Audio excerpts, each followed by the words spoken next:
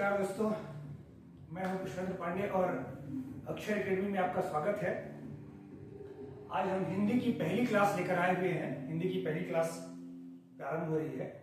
हिंदी की ये पहली क्लास न केवल एडीओ के लिए फायदेमंद होगी, बल्कि शिक्षक भर्ती का पेपर देने वाले हैं उनमें हिंदी का बहुत बड़ा पार्ट जुड़ा हुआ है।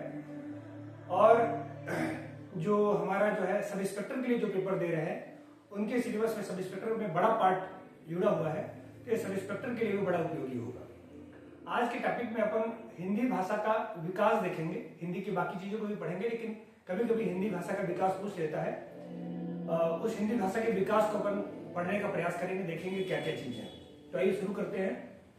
सबसे पहले कुछ पॉइंट मैं आपको लिख दिया हूं कि हिंदी भाषा जो है वो फारसी भाषा का शब्द है। मतलब जो हिंदी शब्द है वो हिंदी से नहीं आकर फारसी शब्द से आया हुआ है।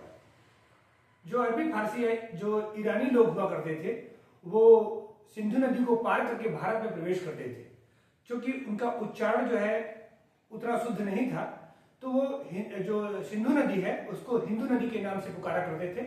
और बाद में भारत में रहने वाले जो लोग थे वो भारत में जो रहने वाले लोग थे उनको हिंदू के नाम से उन्होंने पुकारा, और जो भारतीय भाषा थी उसको हिंदी के नाम से पुकारा।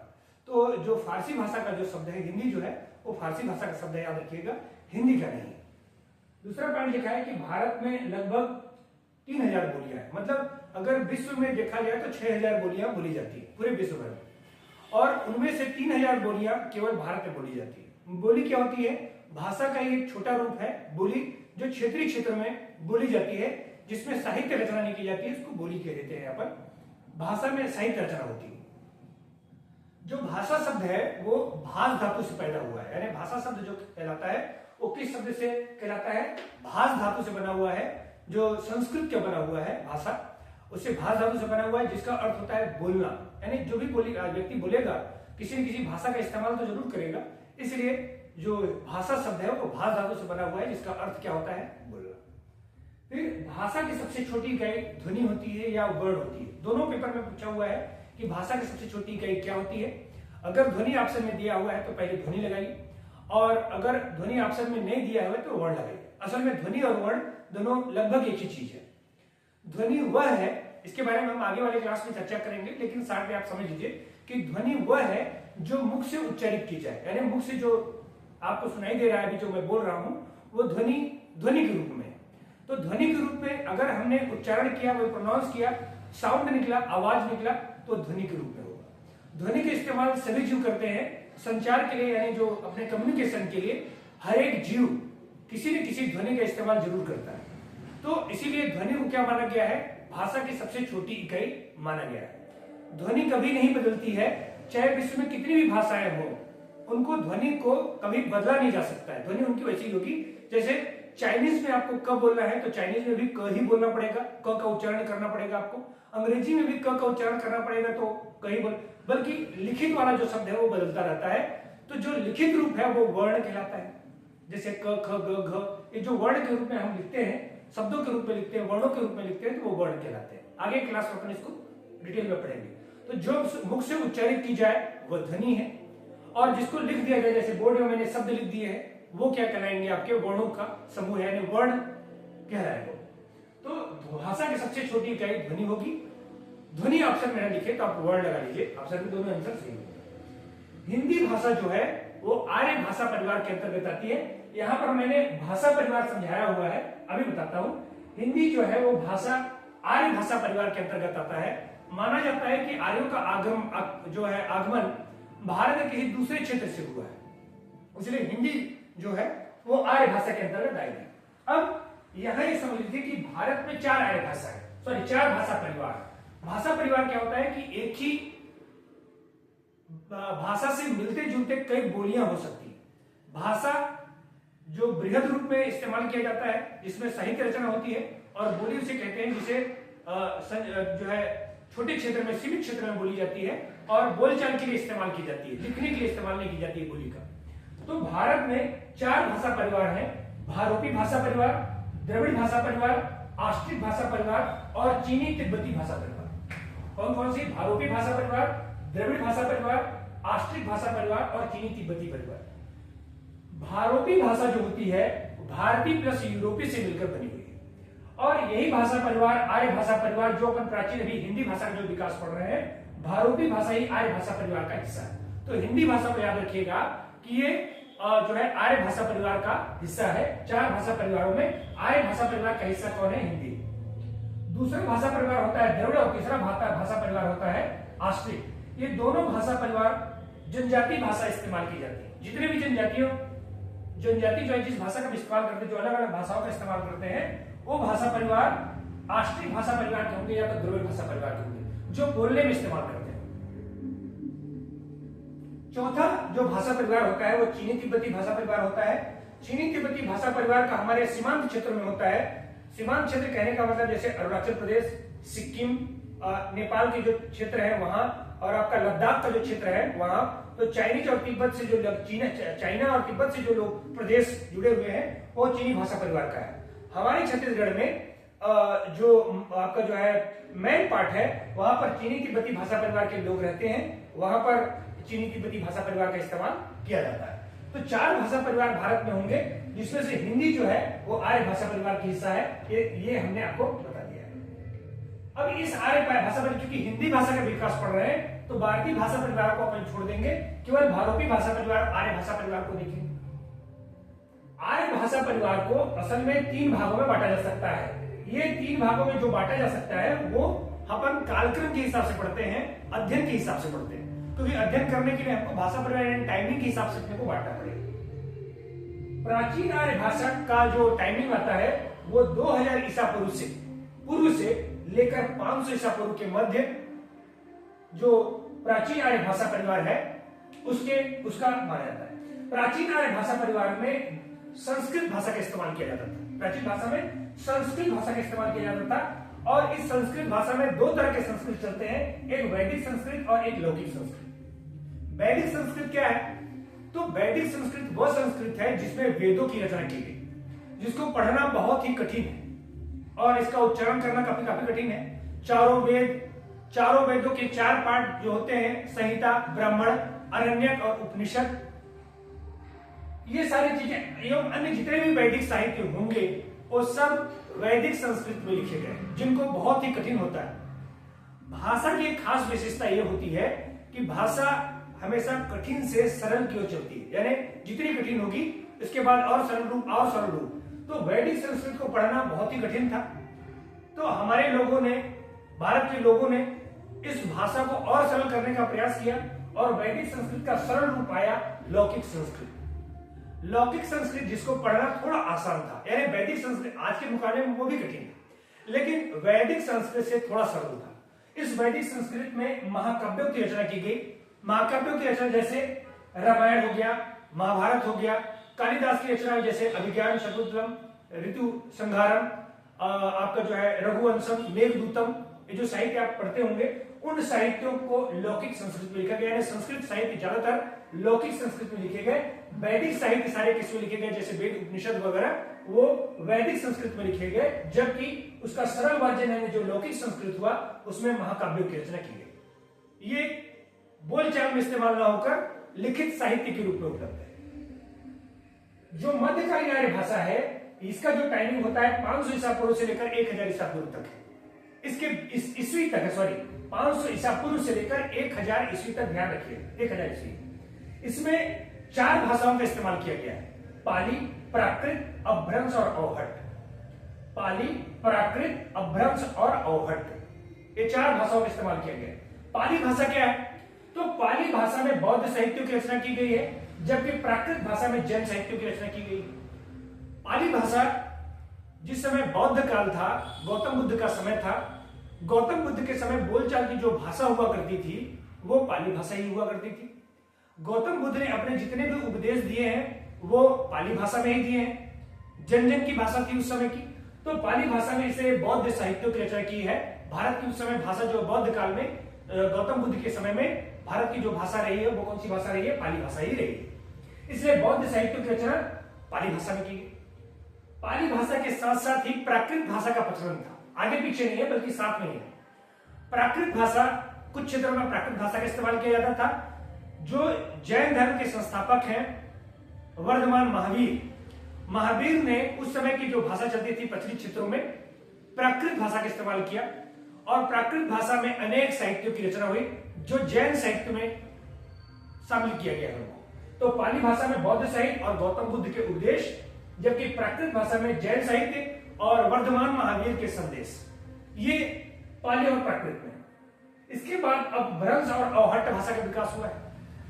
अपभ्रंश जो है, अपभ्रंश का अर्थ होता है टूटा हुआ। पाली और प्राकृत के बाद और सरल रूप, यानी वैदिक संस्कृत के बाद उसका सरल रूप लौकिक संस्कृत और लौकिक संस्कृत का सरल रूप पाली और प्राकृत। पाली प्राकृत का जो सरल रूप है और टूटकर अपभ्रंश टूटा। अपभ्रंश का अर्थ होता है टूटा हुआ, बिखरा हुआ। अपभ्रंश का अर्थ क्या होता है? टूटा हुआ या बिखरा हुआ। तो ये अपभ्रंश जो है कई भागों में टूट गया। जो इधर अपन पढ़ेंगे 7 भागों में जो टूटा अपभ्रंश, वो किस तरह का टूटा हुआ?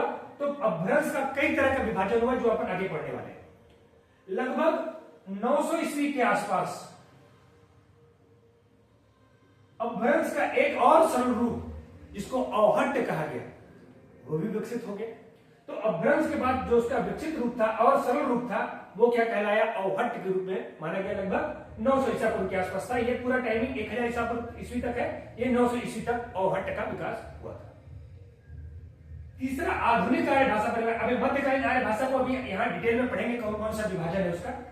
तीसरा जो आर्य भाषा परिवार होता है, आधुनिक आर्य भाषा परिवार है, जो 1000 ईस्वी से अब तक इसका विकास चल ही रहा है। भाषा का विकास निरंतर चलता रहता है। आज भी भाषा का विकास हो ही रहा है। हिंदी भाषा का भी विकास हो रहा है। तो 1000 ईस्वी से लेकर अब तक ये जो आधुनिक आर्य भाषा है, इनका विकास हो रहा है। जैसे जो आधुनिक आर्य भाषा में हिंदी है, बांग्ला है, उड़िया है, मराठी है, गुजराती है, पंजाबी है और सिंधी है, आर्य भाषा परिवार है। हिंदी की कई उपभाषाएं भी होती हैं। तो हिंदी 5 उपभाषाओं में बटा हुआ है। ब्रज भाषा, अवधी भाषा, बघेली भाषा और खड़ी बोली। ब्रज भाषा के बारे में थोड़ा सा ध्यान रखिएगा कि ब्रज भाषा में जो बहुत सारे साहित्यों की रचना की गई, उन साहित्यों में सूरदास बड़े प्रमुख हैं। सूरदास की जितनी भी रचनाएं होंगी वो किस भाषा में लगभग है? ब्रज भाषा में साहित्य की गई। और अवधी भाषा, महाकवि तुलसीदास अवधी भाषा के सबसे बड़े विद्वान हैं। वैसे तो उन्होंने ब्रज में भी काफी कुछ लिखा है, ब्रज भाषा में लिखे हैं, लेकिन रामचरितमानस जो उनका सबसे प्रमुख ग्रंथ रहा है, जो हर घर तक पहुंच पाया, तो वो अवधी भाषा यानी उस समय की जन की भाषा होने की वजह से अवधी भाषा का इस्तेमाल किया गया। इसके अलावा बघेली और खड़ी बोली का हुआ। खड़ी बोली से ही हिंदी का विकास हुआ है, जो आगे अपन देखने वाले हैं। तो आपको क्या ध्यान रखना है कि आर्य भाषा परिवार 3 प्रकार के आर्य भाषा परिवार: प्राचीन आर्य भाषा परिवार, मध्यकालीन आर्य भाषा परिवार, आधुनिक आर्य भाषा परिवार। प्राचीन आर्य भाषा में वैदिक संस्कृत और लौकिक संस्कृत, मध्यकालीन भाषा में पाली प्राकृत, अपभ्रंश और अवहट्ट, आधुनिक आर्य भाषा में हिंदी, बांग्ला, उड़िया, मराठी, गुजराती, पंजाबी और सिंधी, इन भाषा को परिवार। इसके बाद जो अपभ्रंश है, जैसा कि मैंने आपको बताया था कि अपभ्रंश का मतलब ही होता है टूटा हुआ। अपभ्रंश 7 भागों में टूट गया। कितने भागों में टूट गया? 7 भागों में टूटा। अब इन 7 भागों में जो टूटा, उसमें पहला था सौरसेनी, दूसरा था अर्धमागधी, तीसरा था मागधी, चौथा था पैसाची, 5वां था खस, 6वां था ब्राचड़ और 7वां था महाराष्ट्री। ये 7 सौरसेनी, अर्धमागधी, मागधी, पैचासी, खस, ब्राचड़ और महाराष्ट्री। सौरसेनी भाषा से पश्चिमी हिंदी का विकास हुआ, राजस्थानी और गुजराती का विकास हुआ, जो अभी आधुनिक आर्य भाषा के हिस्से हैं। सौरसेनी से पश्चिमी हिंदी और राजस्थानी और गुजराती भाषा का विकास हुआ। पश्चिमी हिंदी, राजस्थानी का जो रूप विकसित हुआ वही रूप चलता रहा, गुजराती का जो रूप है वही रूप चलता रहा, लेकिन पश्चिमी हिंदी से ब्रज भाषा और खड़ी बोली का विकास हुआ। जो यहाँ ब्रज भाषा और खड़ी बोली हिंदी की उपभाषा के रूप में मौजूद है, उनका इस्तेमाल किया गया। राजस्थानी और गुजराती उपभाषाएं नहीं। अर्धमागधी में पूर्वी हिंदी का विकास हुआ, जिसमें अवधी, बघेली और हमारा छत्तीसगढ़ का विकास हुआ। छत्तीसगढ़ी का विकास हिंदी से न होकर ये अर्धमागधी से हुआ है, और अर्धमागधी से पूर्वी हिंदी और पूर्वी हिंदी से फिर छत्तीसगढ़ी का विकास हुआ है। मागधी भाषा में बिहारी, बिहारी का एक रूप कहलाता है भोजपुरी और दूसरा रूप कहलाता है मगही। बिहारी को 2 रूपों में बांटा जा सकता है, भोजपुरी और मगही। इसके अलावा उड़िया, बांग्ला और असमिया भाषा का इसमें विकास हुआ। पैसाची में अनेक भाषा का विकास हुआ और पैसाची में कुछ भी भाषाओं का विकास नहीं हो पाया। खस जो है पहाड़ी भाषा का विकास हुआ। बराचड़ में पंजाबी और सिंधी भाषा का विकास हुआ, महाराष्ट्री में मराठी भाषा का विकास हुआ। इन चीजों को आपको ज्यादा याद रखने की जरूरत नहीं है, लेकिन सौर सेनी और अर्धमागधी को याद रखने की आवश्यकता है। सौर सेनी से पश्चिमी हिंदी का विकास हुआ और पश्चिमी हिंदी से ब्रज भाषा और खड़ी बोली का विकास हुआ, जबकि सौर सेनी से मागधी, अर्धमागधी, अपभ्रंश से अर्धमागधी और अर्धमागधी से अवधी, बघेली और छत्तीसगढ़ी का विकास हुआ। इन दोनों को आपको ध्यान रखना है जरूरी। और अब वो चीजों को रखना है जो इन सारी चीजों का सार है, जिसको आपको परीक्षा में पूछा जा सकता है क्रम के रूप में। तो प्राचीन आर्य भाषा में दो चीजें होंगी, वैदिक संस्कृत और लौकिक संस्कृत। यानी हमने जो वहां पढ़ा, वैदिक संस्कृत के बाद लौकिक संस्कृत का विकास हुआ, लौकिक संस्कृत के बाद पाली और प्राकृत भाषा का विकास हुआ, पाली और प्राकृत भाषा के बाद अपभ्रंश और अवहट्ट भाषा का विकास हुआ, अपभ्रंश और अवहट्ट भाषा के बाद यहां पश्चिमी हिंदी का विकास हुआ, पश्चिमी हिंदी के बाद यहां खड़ी बोली का विकास हुआ और खड़ी बोली के बाद फिर हिंदी का विकास हुआ। तो अगर हिंदी के विकास क्रम को पूछता है तो आपको यह क्रम ध्यान रखना है। वहीं अगर छत्तीसगढ़ी का पूछता है तो अपभ्रंश के बाद आप कर सकते हैं क्या, अर्धमागधी। अपभ्रंश के बाद किसका विकास होता है, अर्धमागधी। अर्धमागधी के बाद आपका पूर्वी हिंदी, पूर्वी हिंदी के बाद आप इसका विकास कर सकते हैं, छत्तीसगढ़ी का विकास कर सकते हैं। बाकी सेम पैटर्न रहेगा जैसा है वैसे। वैदिक संस्कृत टाइमिंग आपको पता है कहां से कहां तक है, 2000 ईसा पूर्व से लेकर 1000 ईसा पूर्व तक है। ये जो है 1000 ईसा पूर्व से लेकर आपका 2000 ईसा पूर्व से लेकर 500 ईसा पूर्व तक है। ये 500 ईसा पूर्व से लेकर 1000 ईस्वी तक है और आधुनिक आर्य भाषा 1000 ईस्वी से लेकर अब तक है। तो वैदिक संस्कृत लौकिक जब भी आपसे परीक्षा में पूछेगा यही क्रम पूछ सकता है, या तो हिंदी का क्रम पूछता है कभी कभी और कभी कभी छत्तीसगढ़ी का क्रम पूछता है। वैदिक संस्कृत, लौकिक संस्कृत, पाली प्राकृत, अपभ्रंश, अवहट्ट, फिर पश्चिमी हिंदी, खड़ी बोली और हिंदी, अर्धमागधी, पूर्वी हिंदी और छत्तीसगढ़ी। जो पश्चिमी हिंदी के बाद खड़ी बोली का अगर विकास हुआ तो ध्यान रखिएगा इसमें अमीर खुसरो का प्रमुख योगदान है। अमीर खुसरो जो मध्यकालीन भारत में प्रमुख कवि के रूप में रहे हैं, अमीर खुसरो, जिनकी पहेलियां, मुकर्रियां जो है, खिज्र खां, फजाइल अल फतूह इत्यादि बहुत सारी रचनाएं रही हैं, उनके खड़ी बोली के विकास में बहुत है। उत्तर प्रदेश के मेरठ के क्षेत्र में इसका खड़ी बोली का विकास हुआ और खड़ी बोली सहित इसका विकास हुआ, हिंदी भाषा का विकास हो गया। ठीक है, तो ये है हिंदी भाषा का विकास। सारी चीजों को समझने का प्रयास कीजिए और लास्ट में इसको याद कर लीजिए, इसको रख लीजिए, आप याद कर लीजिए, क्योंकि जब भी पूछेगा क्रम ही पूछता है। कई बार पेपर में पूछ चुका है, जीएस के पेपर में कई बार पूछ चुका है, तो पीएससी प्री के पेपर में भी पूछ चुका है, तो आप इसको भी ध्यान रख सकते हैं।